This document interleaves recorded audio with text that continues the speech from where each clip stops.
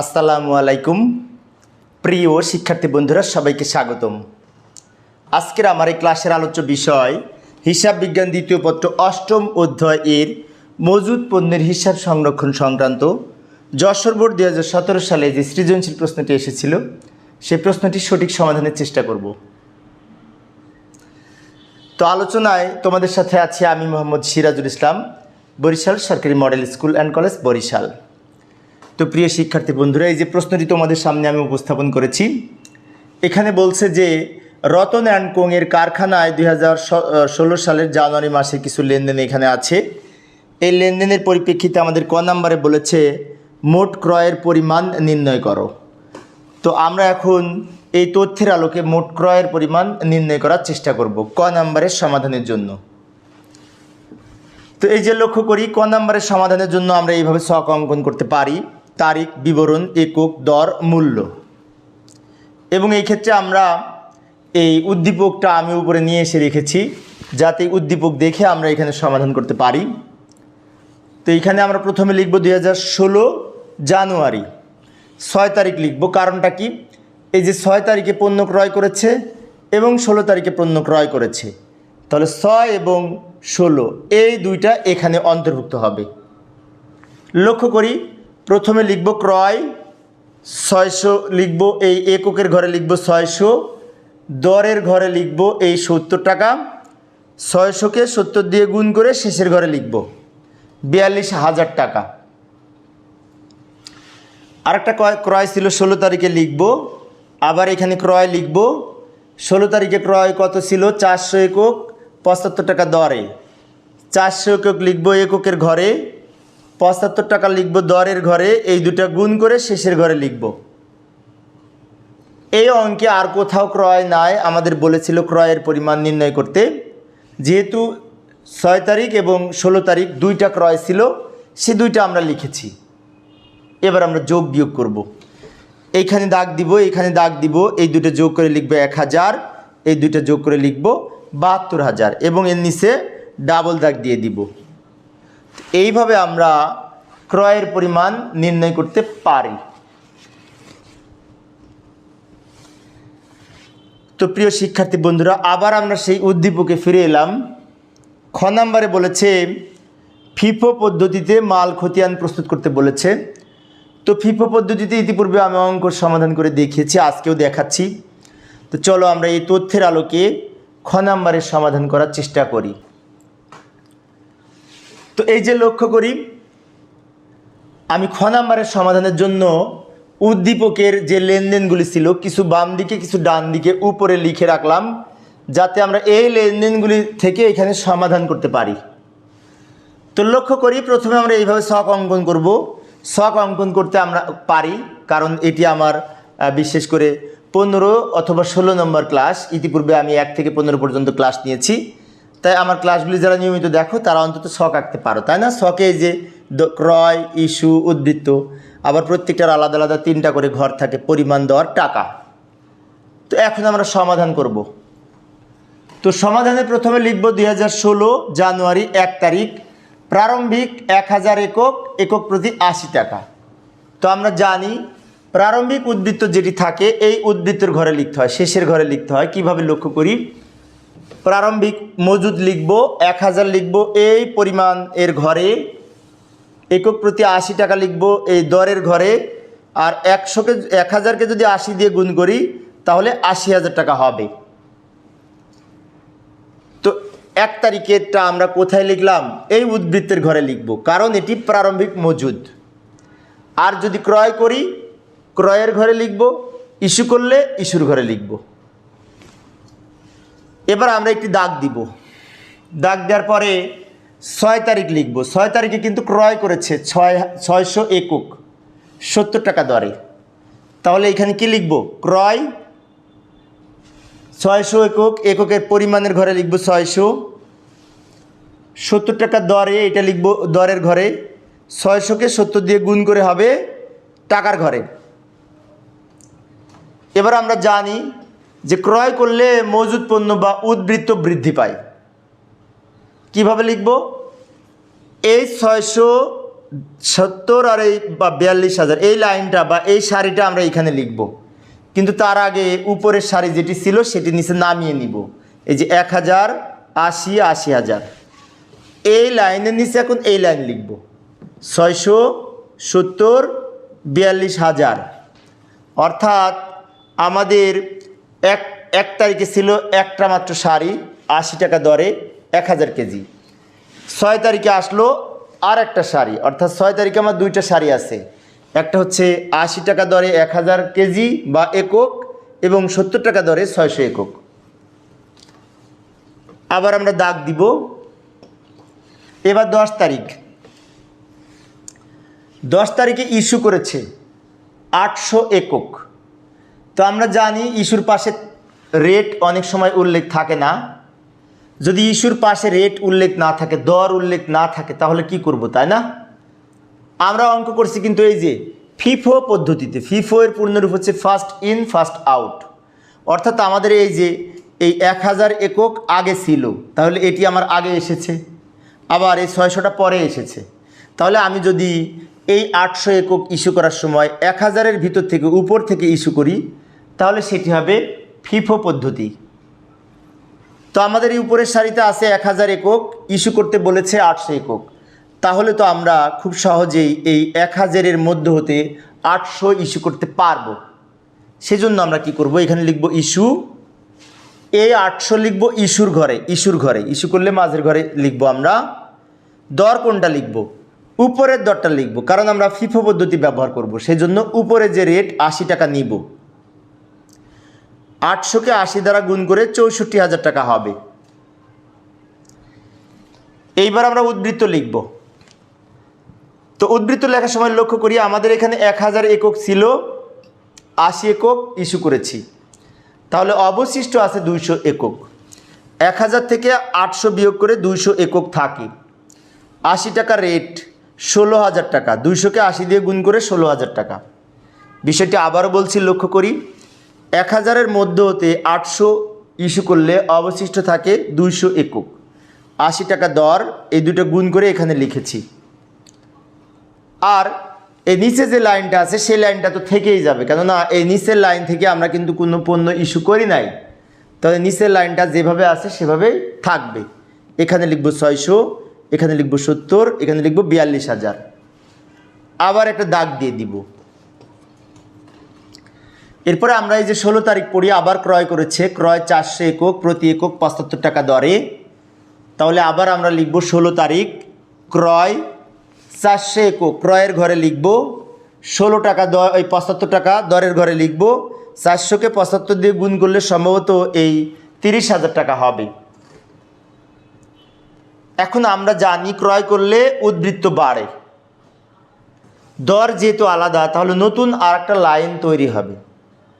কিভাবে লক্ষ্য করি, এই লাইনটা এখানে লিখব, কিন্তু তার আগে এই উপরে 2 লাইন নিচে নামিয়ে নিব। অর্থাৎ এই 280, 16,000, 280, 16,000 এবং এই 670, 42, এই যে 670, 42,000, এই 2 লাইন আমরা এখানে নামিয়ে নিলাম, লিখে নিলাম। এই 2 লাইনের নিচে এই লাইনটা লিখব 475, 400-কে 75 দিয়ে গুণ করলে 30,000। অর্থাৎ ক্রয় করার ফলে আমাদের 16 তারিখে কিন্তু 3 লাইন হয়েছে। কিভাবে? 80 টাকা দরে 200 একক, 70 টাকা দরে 600 একক এবং 75 টাকা দরে 400 একক। এখানে কিন্তু ফিফো পদ্ধতি যেহেতু বলেছে, আমরা যখন ইস্যু করব তখন উপর থেকে ইস্যু করব। এবার ইস্যু করেছে 900 একক, 20 তারিখ ইস্যু 900 একক। খুব ভালো করে লক্ষ্য করি, 900 একক ইস্যু করতে বলেছে। এখানে কি 900 আছে? না, 900 নাই, 200 আছে। তাহলে আমাদের 900 ইস্যু করতে হবে। এখানে উপরের লাইনে আছে মাত্র 200, তাহলে এই 200 আমরা আগে ইস্যু করে দিব। 280, 16,000, কিন্তু আমাদের তো 900 ইস্যু করতে হবে। তাহলে আবার এই 600 ইস্যু করে দিব। 670 টাকা দরে 42,000। তাহলে ভালো করে লক্ষ্য করি, মোট 900 ইস্যু করতে হবে। মোট 900 ইস্যু করতে হবে। এই 900 ইস্যু করতে হবে, তার মধ্যে একবার করলাম 200, আর একবার করলাম 600, তাহলে 600 200 800। এখনও কিন্তু 100 একক ইস্যু করতে বাকি আছে, কারণ মোট 900 ইস্যু করতে হবে। আমরা 200 600 800 ইস্যু করেছি। তাহলে এই যে 100 একক বাকি আছে, এই 100 একক এই লাইন থেকে নিব, নিচের লাইন থেকে, কারণ উপরের 2 লাইন অলরেডি আমরা ইস্যু করে দিয়েছি। তাহলে এই লাইন থেকে লিখব 175 টাকা দর, 100কে 75 দিয়ে গুণ করে 7500। এবার উদ্বৃত্ত কিভাবে লিখব? এই 200 একক কিন্তু নাই, ইস্যু করে দিয়েছি। 600 একক এটাও কিন্তু নাই, এই যে ইস্যু করে দিয়েছি। আমরা জানি ইস্যু করলে এখান থেকে বিয়োগ করব। তো এই লাইন শেষ, এই লাইনও শেষ, নিচের লাইন থেকেও 100 ইস্যু করেছি। তাহলে 400-এর মধ্যে 100 ইস্যু করলে 300 বাকি থাকে, সেই 300 এখানে অবশিষ্ট থাকবে।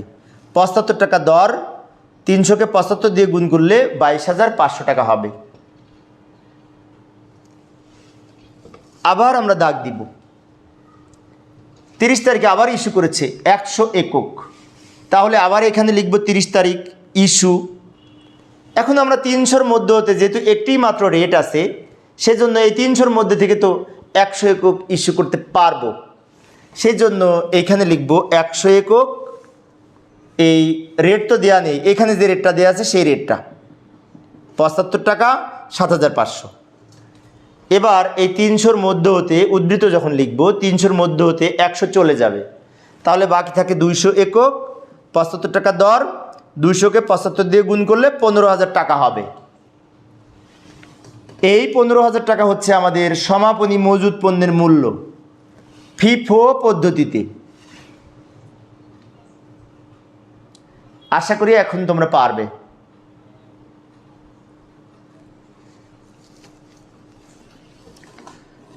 তো প্রিয় শিক্ষার্থী বন্ধুরা, আবার আমরা উদ্দীপকে ফিরে এলাম। উদ্দীপকের গ নাম্বারে বলেছে লিফো পদ্ধতিতে মাল খতিয়ান প্রস্তুত করো।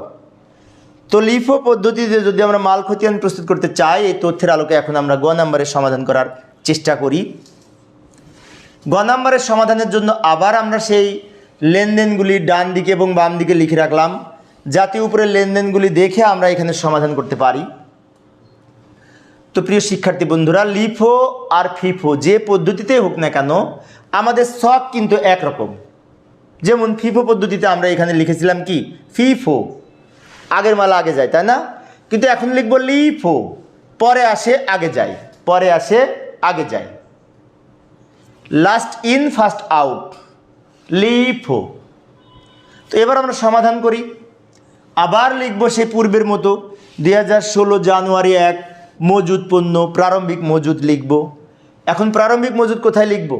সেই পূর্বের মতো কিছুক্ষণ আগে যেভাবে লিখেছিলাম, 1000 একক 80 টাকা দর, এই শেষের ঘরে লিখব 1000 একক 80 টাকা দর গুণ করে 80,000 টাকা। তারপর একটি লম্বা দাগ দিব।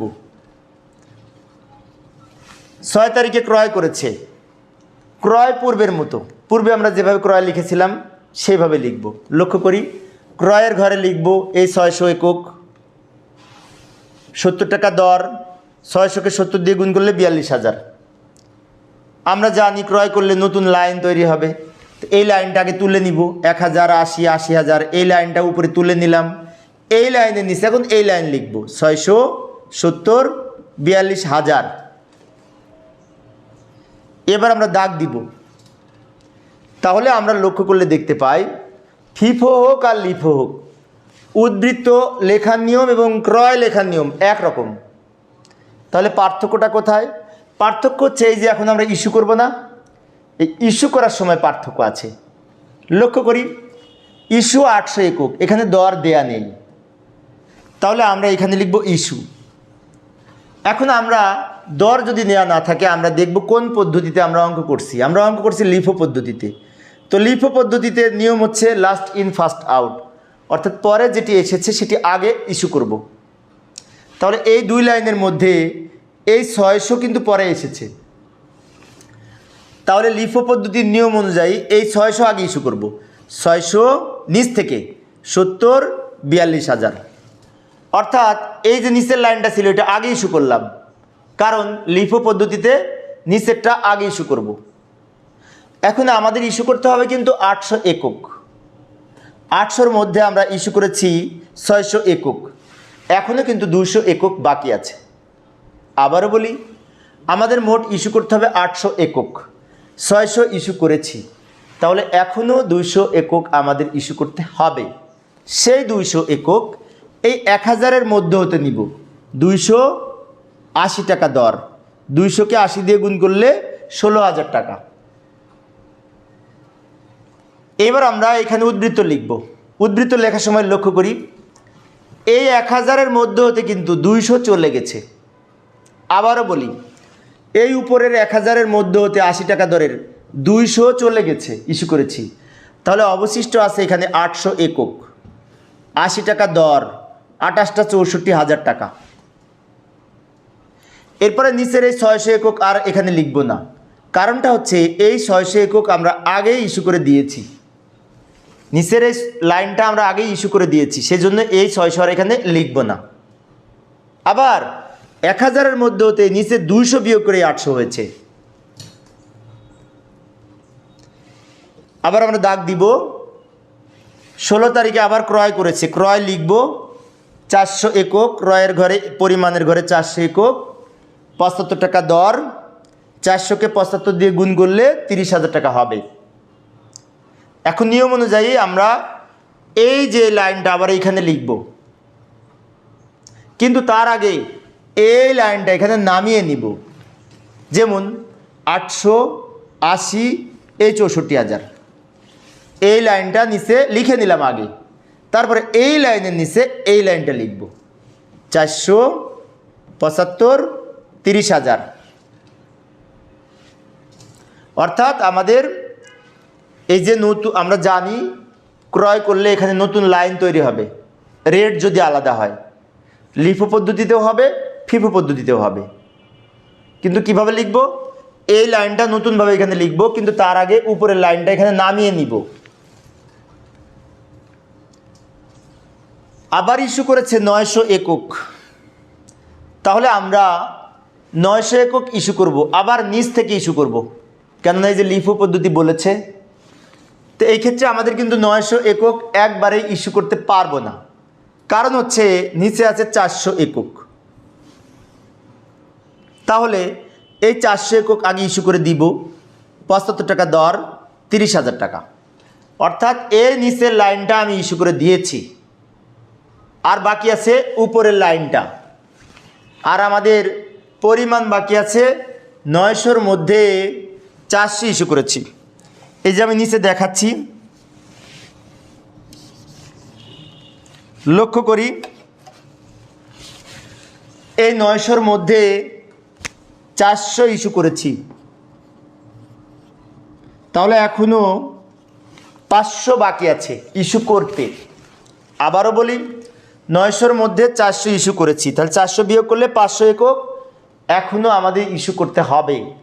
কোথা থেকে করব? এই উপরের লাইন থেকে, কেননা এই 400 অলরেডি নিচ থেকে আমি ইস্যু করেছি, বাকি আছে 500। এই 500 নিব এই 800-র মধ্যে হতে, তাহলে এখানে লিখব 500। 800-র পাশে যে রেটটা আছে সেই রেটটা এখানে লিখব। 500-কে 880 দিয়ে গুণ করলে 40,000 হবে। অর্থাৎ এই লাইনটা আগে লিখব, কারণ লিফো মেথডে নিচেরটা আগে লিখতে হয়, বাকি যদি থাকে অবশিষ্ট যে একক থাকবে সেটা উপরের লাইন থেকে নিব। তো এবার আমরা উদ্ধৃত কিভাবে লিখব? এই 800-র ভিতর হতে 500 কিন্তু চলে গেছে। 800 ছিল 80 টাকা দরে, সেই 800-র মধ্যে হতে কত গেছে? এই যে 80 টাকার পাশে কত লেখা? 500।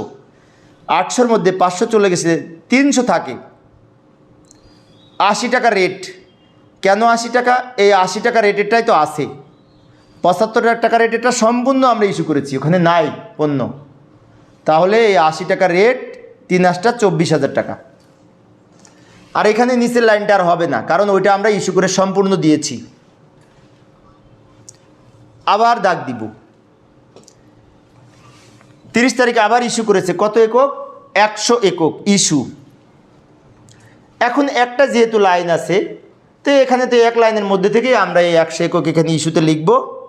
এখানে দর তো একটা আছে, একটা দর এখানে লিখব। এটা গুণ করে এখানে বসবে। অর্থাৎ আমাদের উদ্বৃত্ততে যদি একটা লাইন থাকে তাহলে আমাদের ইস্যু করা খুব সহজ। যত একক ইস্যু করতে বলবে সেই 100 লিখলাম, এখানে যে রেটটা ছিল সেই রেটটা দিলাম, এটা গুণ করে এখানে লিখলাম। এখন আমরা উদ্বৃত্ত করব। 300 থেকে 100 বিয়োগ করলে থাকে কত? 200।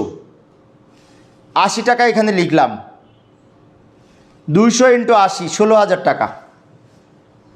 তাহলে আমাদের সবার শেষে উদ্বৃত্ত থাকলো লিফো পদ্ধতিতে সমাপনী মজুদ পণ্যের মূল্য হলো 16,000 টাকা। 16,000 টাকা।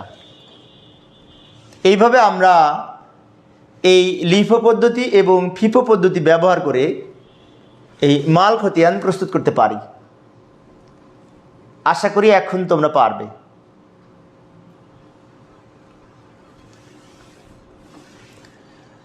তো প্রিয় শিক্ষার্থী বন্ধুরা, এই ছিল আমার আজকের আলোচনার বিষয়। আমার পরবর্তী ক্লাসের আলোচনার বিষয় হচ্ছে এই অধ্যায়ের বরিশাল বোর্ড 2017 সালে যে সৃজনশীল প্রশ্নটি এসেছিল সেই প্রশ্নটির সঠিক সমাধানের চেষ্টা করব।